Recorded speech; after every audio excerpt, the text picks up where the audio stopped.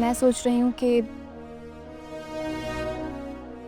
Dramas में acting शुरू कर दूँ। ज़रूर सोचो, लेकिन फिर ये भी सोच लेना कि ड्रामे की शूटिंग से तुम सीधा अपनी अम्मी की तरफ जाओगी।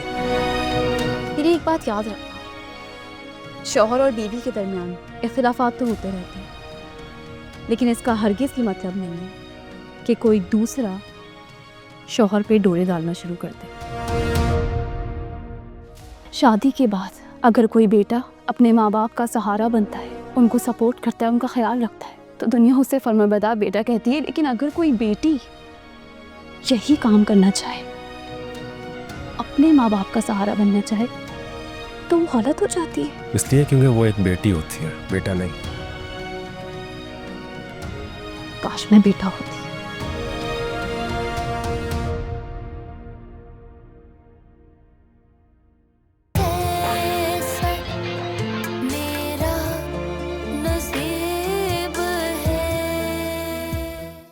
ना मैं कहीं जा रही हूँ और ना तुम कहीं जा रही हो।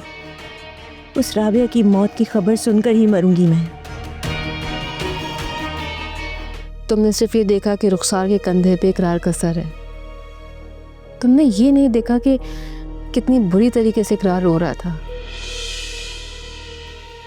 तुम्हारी सास को ब्रेन ट्यूमर है, वो भी लास्ट स्टेज पर। इकरार लाख कोशिश भी कर लेगा मगर वो अपनी माँ को नहीं बचा पाएगा। अगर आप कोई अच्छा वकील रेफर कर दें तो। क्यों, तुम डिवोर्स ले रही हो क्या?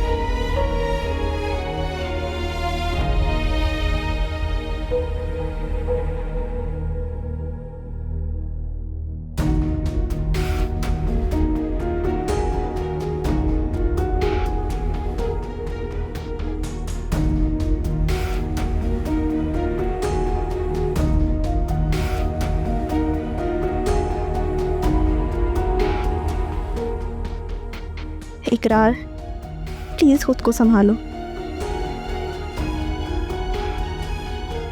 सब ठीक हो जाएगा।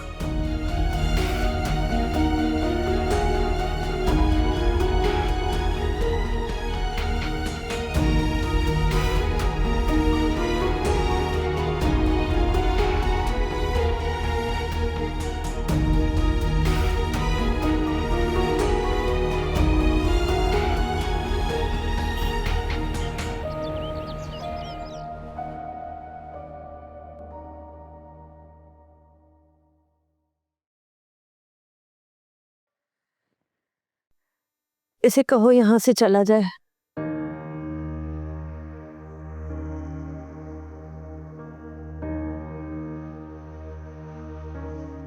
मैंने कहा इसे कहो यहाँ से जाए। इकरार, प्लीज। नहीं मॉम, मैं नहीं जाऊंगा, प्लीज।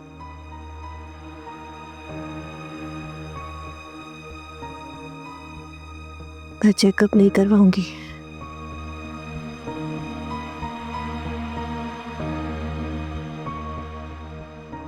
जिसने जख्म दिए उसके सामने नहीं खोलूंगी।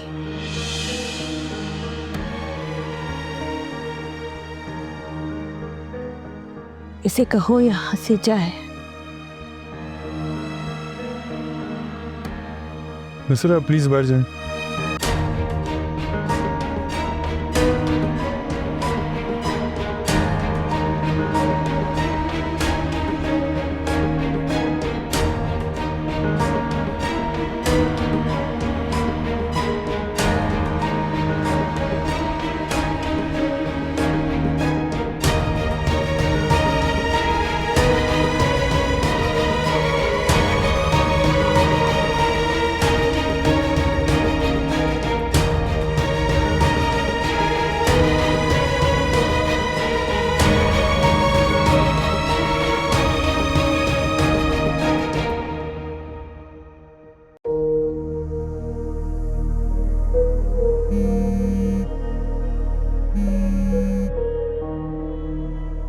जो भी है कॉल उठा लें एक दफा प्लीज। अरे यार ये मैंने क्या कर दिया।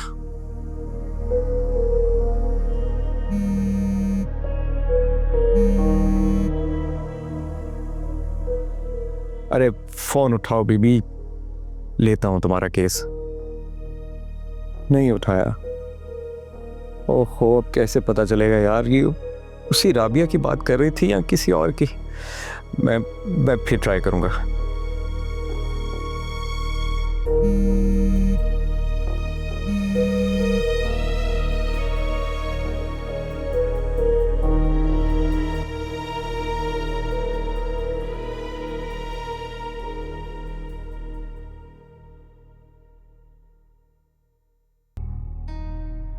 क्या हुआ? जी कुछ नहीं बेगम जी। ये मुझे देख के तुम्हारी टांगे क्यों कपकपाना शुरू हो जाती है? ये तो मुझे भी नहीं पता कसम से। वैसे वो तुम्हारी सोना का है, 2 दिन से नजर नहीं आ रही।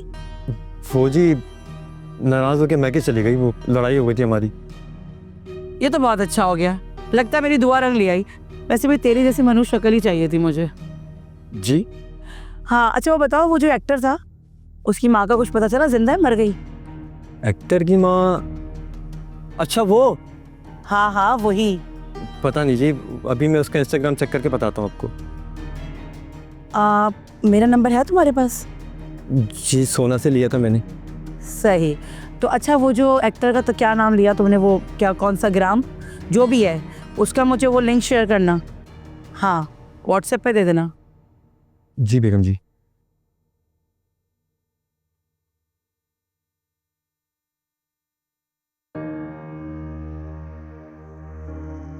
पचास मिस कॉल्स?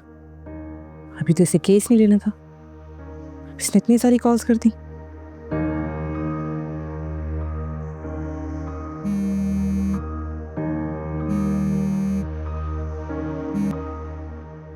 क्या वो सर सब ठीक है ना? आपने मेरे नंबर पे 50 कॉल्स कर दी। 50?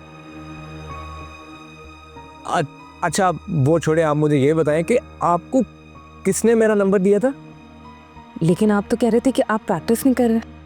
अब वो छोड़े, आप मुझे ये बताएं कि आप किसका नाम ले रही थी? आप शायद किसी राबिया का नाम ले रही थी। जी जी, लेकिन वो किस राबिया ने? एडवोकेट राबिया सलीम, एडवोकेट राबिया चौहान या एडवोकेट राबिया? मैं राबिया रहमान की बात कर रही हूँ। वो कोई एडवोकेट नहीं है, एक राइटर है। Please confirm your password. जी आप प्लीज रिपीट कीजिएगा जरा। मैं एक्चुअली कंफर्म करना चाहता हूँ कि आपने राबिया रहमान का ही नाम लिया है। जी हाँ, उन्हीं की बात कर रही हूँ। फेमस ड्रामा राइटर है राबिया रहमान। समझ गया, आप चाहते हैं वो मेरे पास रहे, अब आएगा मजा। Hello hello. जी मिस, अपना नाम बताइएगा जरा। मेरा नाम अनीला चौधरी है। तो जी मिस अनीला, बात ये है कि मिस राबिया को मेरा पैगाम दे दीजिएगा कि वो फेमस राइटर होंगी लेकिन अपने घर पे। जी, और उनसे ये भी कह दीजिएगा कि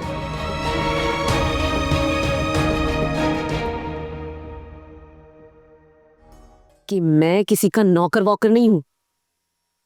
और वो तो साथ में ये भी कह रहे थे कि हाँ बोलो, क्या कह रहा था वो? 100 बार सोच ले और फिर मुझसे इजाजत ले और फिर किसी को मेरा नंबर फॉरवर्ड करे।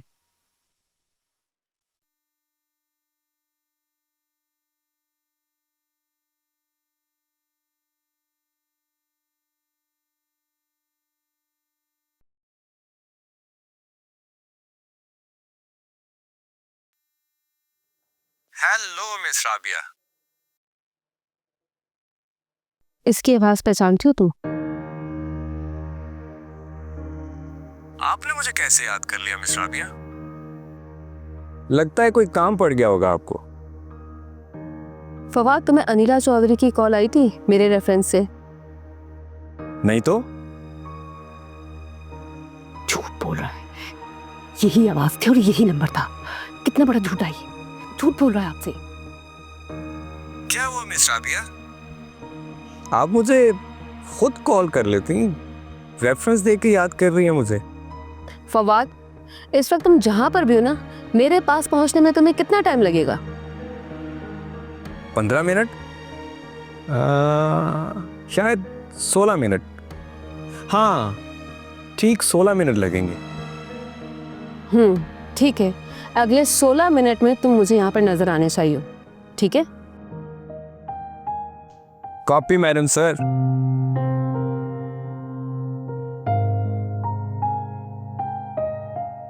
ये कितना अजीब इंसान है, इसकी तो टोन ही चेंज हो गई।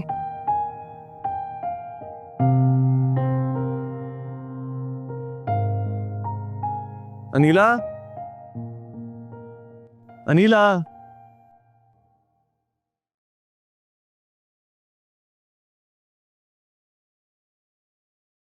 जिसे ढूंढ रहे हो वो घर पर नहीं है। सबूत मिल जाने के बाद तो वो अपने लक्षण दिखाने पे मजबूर हो गई है। आंटी। क्या आंटी? आवाज नीचे। तुम्हारी बीवी ने जिस तरह मेरी आमने पर झूठे इल्जाम लगाकर उसको जेल भिजवाया ना, मैं भी उसके सारे राज खोल दूंगी, सारे सबूत लाऊंगी मैं। फिर देखती हूँ वो कैसे आजाद घूमती है मेरी बेटी पे झूठे इल्जाम लगाकर। तो अपना बाप तो भीगी बिल्ली बन के बैठ गया है और तुम अपनी बीवी के हिमायती बन फिर रहे हो। शर्म आनी चाहिए। मैं चुप नहीं रहूंगी। मेरी बेटी पे जुल्म हो रहा है, ये मैं कैसे बर्दाश्त कर सकती हूँ? बोलो। और तुम्हारी बीवी जो मेरी बेटी के साथ गलत कर रही है, ज्यादती कर रही है, इजहार के साथ मिलकर जो चाल चल रही है ना, वो मैं सब जानती हूँ। अब तुम्हें अपनी बीवी को मजबूर करना होगा कि वो मेरी आमना का केस वापस ले, वरना मैं उसे देख लूंगी।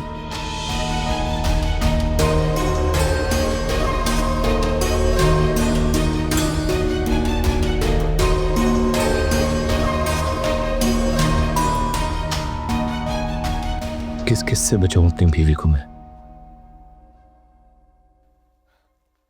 देख ले मिस राबिया, अभी भी 15 सेकंड बाकी है। हुक्म कीजिए, बंदा हाजिर है।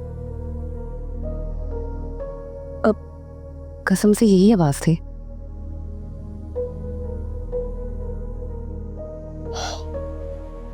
ये किस आवाज की बात हो रही है मिस राबिया? फवाद, अगर तुम्हें मेरे साथ काम करना है ना, तो पहले सीरियस होना होगा। इसका मतलब है कि आपके साथ फिर से काम करने का मौका मिल रहा है। ज़हे नसीब, ज़हे नसीब। अच्छा फवाद, मेरी बात सुनो। अनीला जी की बहन पे मर्डर का चार्ज है। हालांकि उसने जानबूझ के अपने ससुर को नहीं गिराया था, वो तो पहले ही बहुत बीमार थे और सीढ़ियों से गिर के बस।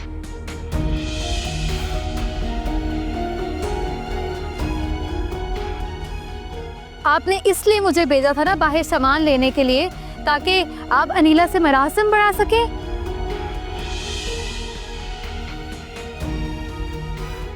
राबिया से साहब की ना मुझे समझ नहीं आती कभी।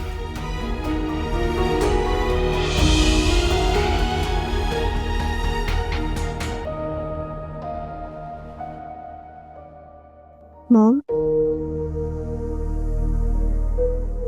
एक बार इकरार से मिलने प्लीज। क्या कहा उसने? वो रो रहा है बहुत, मुझसे बार बार कह रहा है रुखसार तुम बोलो मॉम से, वो तुम्हारी बात मानेंगी। एक बार बात करना चाह रहा है वो आपसे, माफी मांगना चाह रहा है।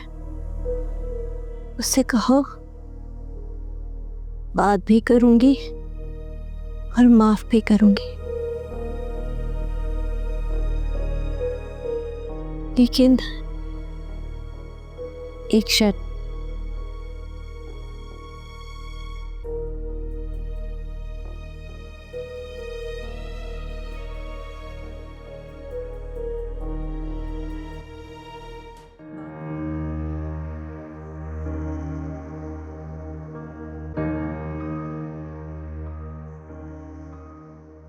कहाँ से आ रही हो?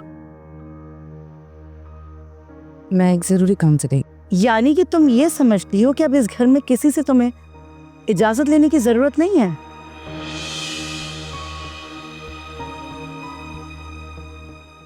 जी बिल्कुल, ऐसा ही समझती हूँ।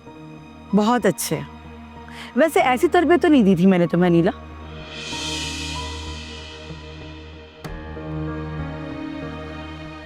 फराजी की इजाजत के बगैर तुम 2 दफा इस घर से जा चुकी हो। इस नाते माफी मांगो इनसे।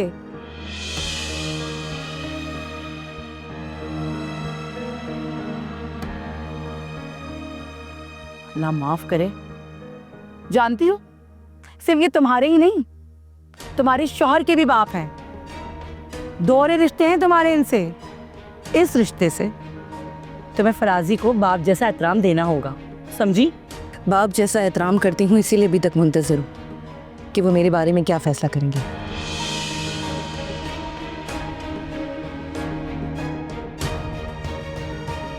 और जब वो मेरे बारे में फैसला करेंगे तब डिसाइड करूंगी मुझे इस घर में रहना है या नहीं रहना।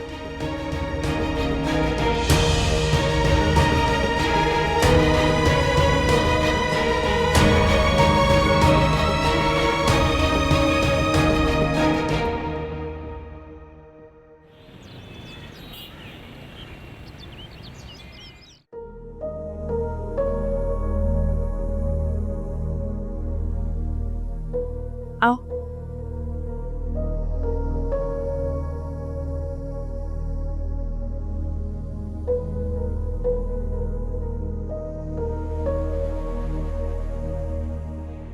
I'm really sorry Mohan, please मुझे माफ कर दें। माफ तो मैं तुम्हें पहले ही कर चुकी हूँ,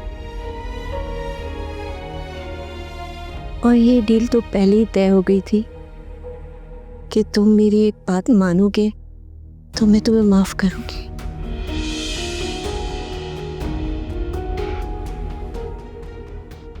मोहन, मैं रूबी को नहीं छोड़ सकता, प्लीज।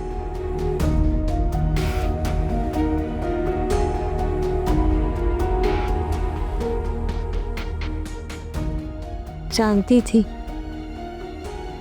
थी कि रूबी के जादू का असर है तुम पर, और तुम ये बात कभी नहीं मानोगे।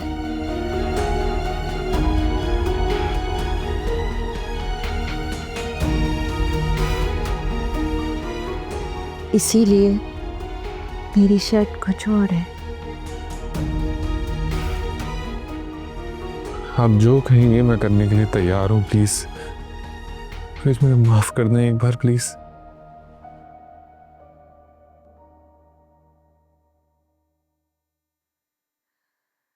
रुखसार से शादी कर लो।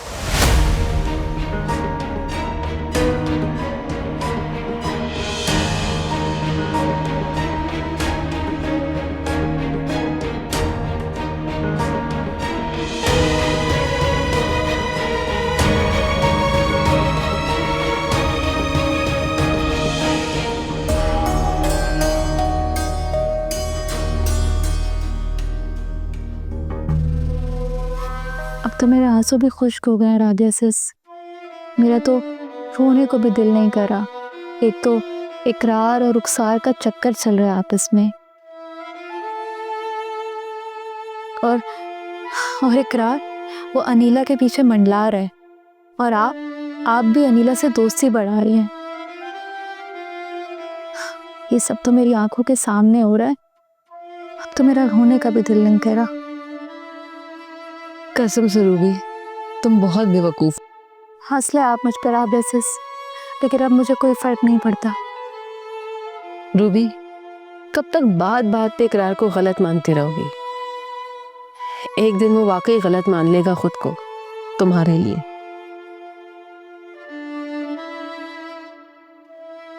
रूबी, इकरार बेचारा उस वक्त रो रहा था जब तुमने रुखसार के हाथों पे इकरार का सर देखा, और उससे अपनी माँ की अनकरीब होने वाली मौत का पता चला होगा। और तुम ये समझ रही थी कि तुम्हारी गैर मौजूदगी में वो रुखसार के साथ कुछ रोमांस कर रहा होगा।